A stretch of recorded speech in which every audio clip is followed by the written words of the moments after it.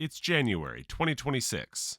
On the frozen edge of Lake Michigan, construction crews are racing against the wind, pouring nearly $850 million into a college football stadium. Here's the part that makes no sense. It's 12,000 seats smaller than the one it replaces. Same site, same university, less capacity, bigger price tag. This isn't a budgeting mistake. It's a complete rejection of how stadiums have been built for the last 100 years. And what they're doing underground changes everything. For a century, stadium design followed one rule: make it bigger. More seats meant more tickets, more noise, more dominance. But that formula is collapsing. Why climb 80 rows of concrete when you can watch in 4K at home? Why pay $14 for a drink when your fridge is 5 steps away? The nosebleed seat is dying, and athletic departments feel it. In the NIL and streaming era, programs can't rely on cramming 50,000 fans into metal benches 7 Saturdays a year. So Northwestern University made a radical decision. Instead of building bigger, they built tighter. Welcome to the new Ryan Field. Now here's where it gets dangerous. This isn't an empty lot. This is Evanston, a quiet residential neighborhood lined with million-dollar homes. The original stadium opened in 1926. Back then, nobody worried about light pollution or concert permits. Today, every decibel matters. So instead of expanding outward, engineers did something bold. They dropped the entire playing field 21 feet underground. That's a 2-story hole carved inside a tight urban footprint. Not for aesthetics, for acoustics, for sightlines, for neighborhood survival. But digging that deep next to houses, that's a structural gamble. Lowering the field meant removing hundreds of thousands of cubic yards of soil.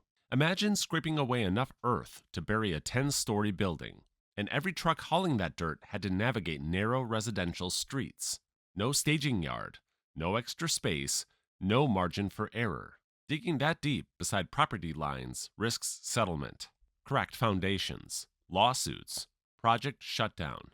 So engineers installed hundreds of soil anchors to stabilize the earth.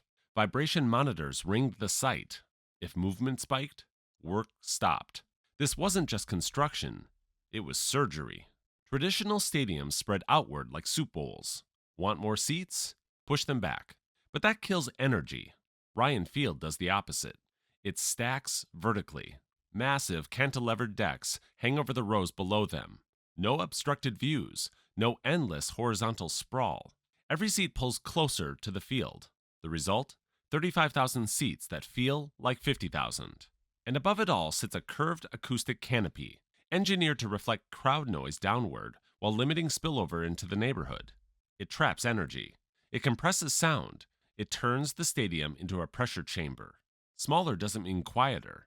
It means denser. Here's the insane part. There's almost no storage space on site.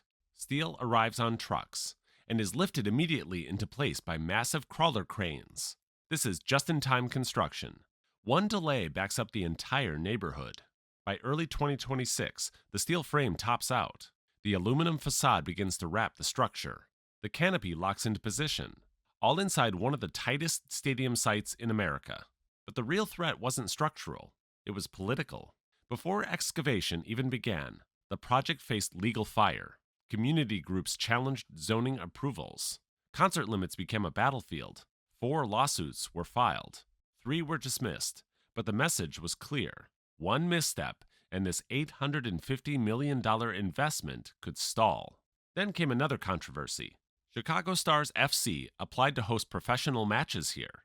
More events, more traffic, more tension. Citywide support was strong, but neighbors were divided. This wasn't just a construction project. It was a referendum on what a modern stadium should be. Let's talk numbers. $850 million, 35,000 seats. That's roughly $24,000 per seat. At first glance, that sounds absurd.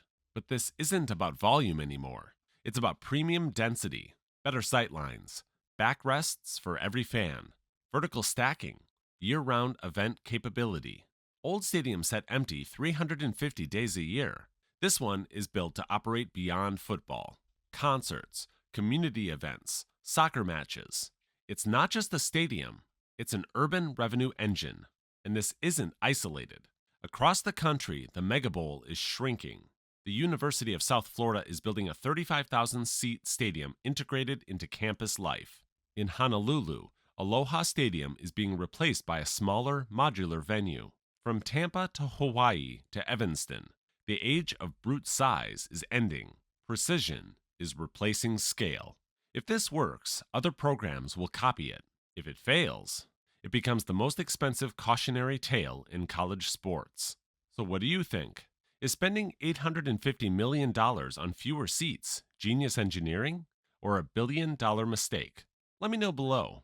And if you want more deep dives into the world's boldest megaprojects, subscribe to Superstructures, because the future of infrastructure is only getting wilder.